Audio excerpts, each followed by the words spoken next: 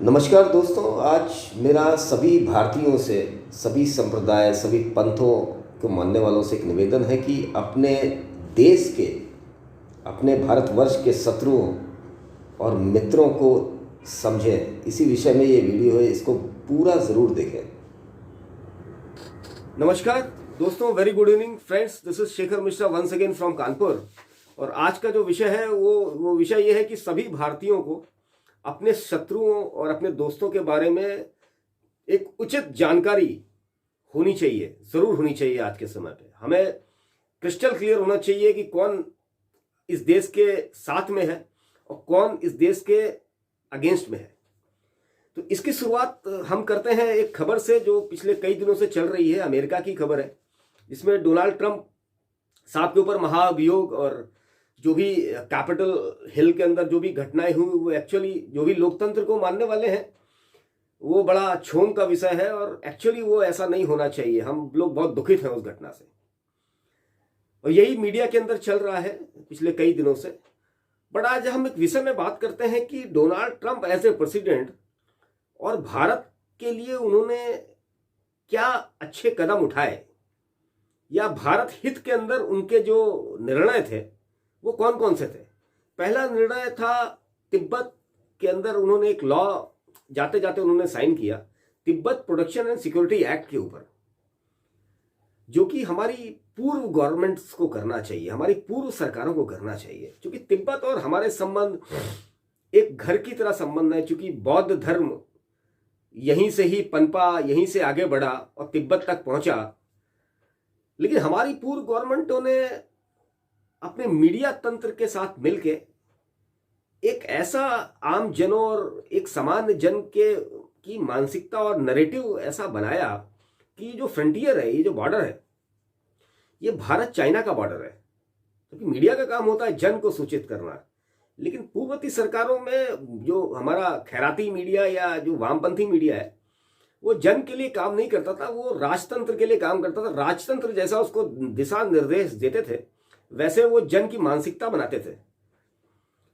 तो हमें कभी भारत तिब्बत बॉर्डर के बारे में कभी किसी ने कोई बात नहीं करी। तो हमारे दिमाग में भी आज तक आमजन के बारे में हमारे दिमाग में भी यही है कि ये तो बॉर्डर भाई साहब भारत चाइना का है।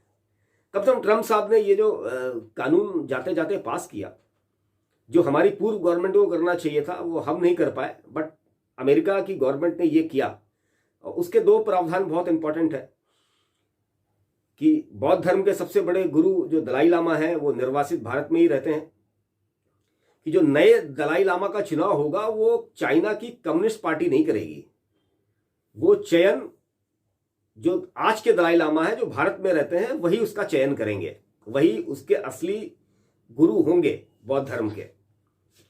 और दूसरा, कोई भी चाइना का काउंसुलेट अमेरिका के अंदर किसी स्टेट में अमेरिका के अंदर कहीं भी नहीं खुल सकता जब तक अमेरिका का कॉन्सुलेट तिब्बत की कैपिटल लासा में नहीं खोले।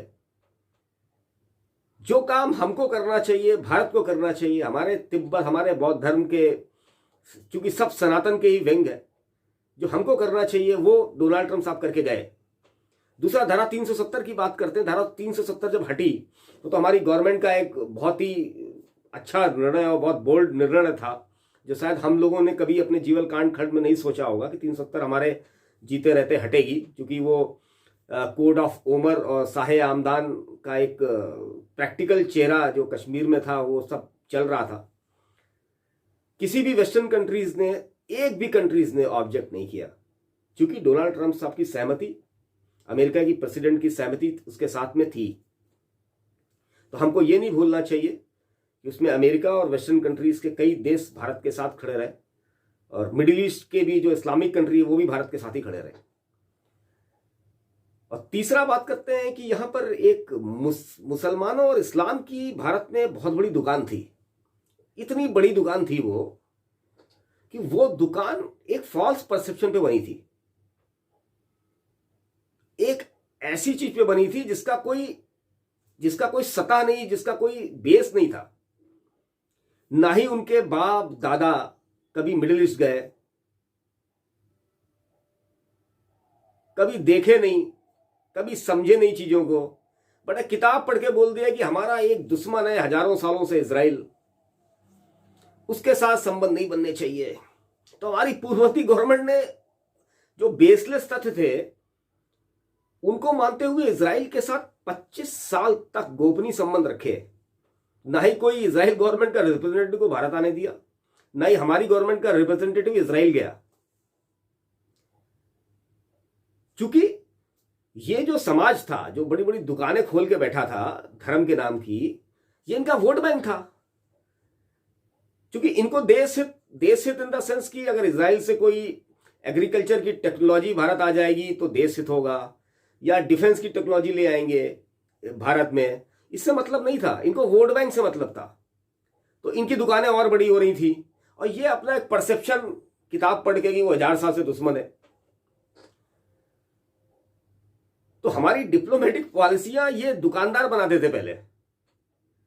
तो डोनाल्ड ट्रंप साहब ने लास्ट ईयर एक अब्राहम अकॉर्ड किया, जिसमें जो रियल मुस्लिम वर्ड है, जो एक्चुअल मुस्लिम है, जो कन्वर्टेड नहीं है, उन्होंने, जिनके बोलने पे ये जो हमारे सब कॉन्टिनेंट के जो मुस्लिम हैं ये उसको दुश्मन मानते थे, उन्होंने जब अपने डिप्लोमेटिक संबंध इजराइल के साथ बनाए तो इनकी दुकानों पे शटर गिर गए। तो ये जो कदम है डोनाल्ड ट्रंप साहब के, ये आने वाले समय पे जैसे हमारा विश्व बदल रहा है, हमारे इंटरनल और एक्सटर्नल डायनेमिक्स बदल रहे हैं, आने वाले समय पे ये सब जो निर्णय है ये बड़े स्वर्णिम अक्षरों में लिखे जाएंगे। हमारा मीडिया केवल लोकतंत्र उस पर हमला दिखाना वो तो गलत है, उसको भी दिखाइए, लेकिन जो अमेरिका के प्रेसिडेंट डोनाल्ड ट्रंप ने जो निर्णय लिए हैं, जिसका सकारात्मक एक प्रभाव भारत के ऊपर पड़ा है, उसके बारे में भी तो चर्चा करिए। वन वे ट्रैफिक क्यों चल रहा है, वो गलत है, उसको भी दिखाइए। उसको ज्यादा टाइम दिया, 70% 30% तो दिखाइए। आप तो एकदम उसको गोल कर लिया, आप तो एकदम जीरो बनाया, सन्नाटा कर दिया उसको। तो एक ही दिशा में नैरेटिव बना रहे हो आप, anti Donald Trump, anti America sentiment. तो ये सब चीजें हम और आप लोगों को बहुत ही पारदर्शिता के साथ समझनी पड़ेगी। हमारा एक्चुअल जो हमारे दुश्मन है, जो शत्रु है हमारे, वो कहां बैठे हुए हैं, कौन लोग हैं वो, और जो हमारे मित्र हैं वो कहां हैं। तो इन सब चर्चाओं करने का एक ही मतलब था मेरा कि मैं आपके साथ ये सब इंफॉर्मेशन जो छोटी मोटी मेरे पास है आपके साथ शेयर करूं। और अगर आपको ये इंफॉर्मेशन अच्छी लगती तो आप भी आगे आम जन को, आम सामान्य लोगों को इन सब चीजों की जानकारी दें, या मेरे वीडियो को ही शेयर करें, जिससे कुछ लोगों को, एक लोग को जानकारी हो जाए, तो हमारा मकसद पूरा हो जाता है। और वीडियो के अंत में मैं एक किसान आंदोलन के बारे में जरूर आपके साथ कुछ शेयर करना चाहूंगा। ये जो किसान आंदोलन, किसानों के नाम का नैरेटिव बना के जो इमोशनली ब्लैकमेल भारत में कर रहे हैं ये खालिस्तानी समर्थक, जो कनाडा में बहुत बड़ी मात्रा में है, और ये जो यूरोपियन कंट्री से एक सांसद आया था अंग्रेज। और आज कुछ खबरें ऐसी भी सुन रहा था कि 26 जनवरी गणतंत्र दिवस, जो हमारा सबसे बड़ा त्यौहार है भारतीयों के लिए, हम लोगों से कोई अगर पूछे कि अगर दो चॉइस है, आपका धर्म या आपका राष्ट्र, तो हम लोगों की चॉइस पहली राष्ट्र होगी, धर्म बाद में होगा। तो इस वीडियो के माध्यम से खालिस्तान समर्थकों को अब थोड़ा सा उपदेश देने का भी समय आ गया है। ये सनातन धर्म, ये भारत देशी है जो आपकी ऐसी बातों को बर्दाश्त कर रहा है, क्योंकि आप भी, हम ये मानते हैं, आप भी उसी सनातनी परंपरा से ही निकले हुए हो, इसलिए आपको इतना बर्दाश्त कर रहे हैं। एक बार जहां के सांसद हो ना, कनाडा और ये यूरोपियन कंट्रीज के, उस देश को तोड़ने की बात करके अगर इतने बड़े दमदार आदमी हो तो वहां पर जाके बात करके दिखाओ। यहां पर आप लोगों को इसलिए बर्दाश्त किया जाता है कि आप इस सनातनी परंपरा से ही निकले हो। और 1860 में जब अंग्रेजों ने भारत में आर्म्स एक्ट बनाया था पहला, जिसमें हिंदुओं, सनातनी लोगों को डिसआर्म कर दिया गया, उस समय आप जो आखिरी गुरु थे सिखिज्म के, उनके आदेशानुसार आपको कुछ तलवारें और कुछ वेपन रखने का अधिकार दिया गया। ये वही सनातन देशी है जिसने आपको ये अधिकार दिए। और आपको लगता है हम अनवेपनाइज्ड हो गए हैं, और आप जो धमकी दे रहे हो तलवारों के साथ में, तो आप इस धमकियों को अपने पास ही रखें। जब तक आपका इज्जत हो रहा है तब तक तो ठीक है, लेकिन अगर आपने भारत को डिस्टर्ब करने की कोशिश करी या किसी प्रकार की हरकत अगर 26 जनवरी को आपने गणतंत्र दिवस को और भारत की छवि को खराब करने की कोशिश करी, तो आप समझ लीजिए होने वाला क्या है। तो आप लोग इन सब चीजों को समझें। ये खालिस्तानी समर्थक जो है, इनसे बोलिए कनाडा में जाके खालिस्तान बनाए, और जिस कंट्री में रहते हैं वहां पर जाके खालिस्तान की बात करके देखें, उसी दिन इनको पकड़ के जेल के अंदर ठूस दिया जाएगा। क्योंकि यहां पर हम लोग, क्योंकि हमें पता है हम सब सनातनी हैं, इसलिए चलो ठीक है, कोई गलतफहमी है उसको दूर कर लेते हैं। तो इस गलतफहमी को आप कमजोरी मत समझें,